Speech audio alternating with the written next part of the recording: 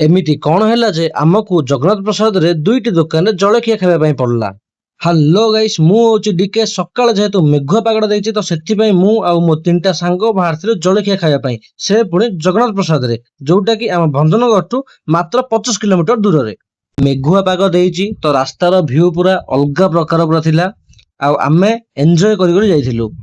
तापर जगन्नाथ प्रसाद रे पहुंची गोटे दुकान को जाइथिलु जलखिया खाया पई। एठी को आसी ऑर्डर करथिली पूरी, इडली, बरा।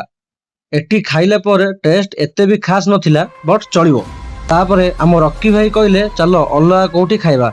आ रॉकी भाई कहउचंदी माने जिबाकू पड़ियो, नहले आपण माने जानथिबे कोन हबो। केजीएफ तो आपण माने देखिथिबे, मु आ कोन कहिबी।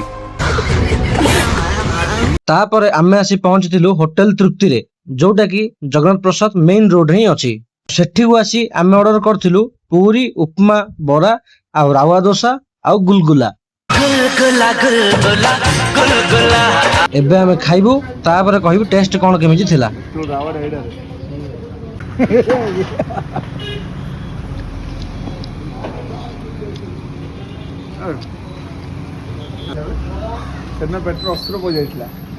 टिफिन पूरा सब ठीक ठाक थिला।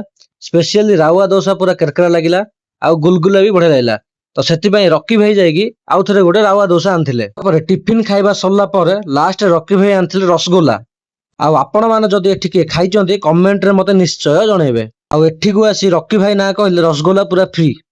सलाम रॉकी भाई, सलाम। तापर खाइ सारी आमे बाहरी पड़थिलु घर को।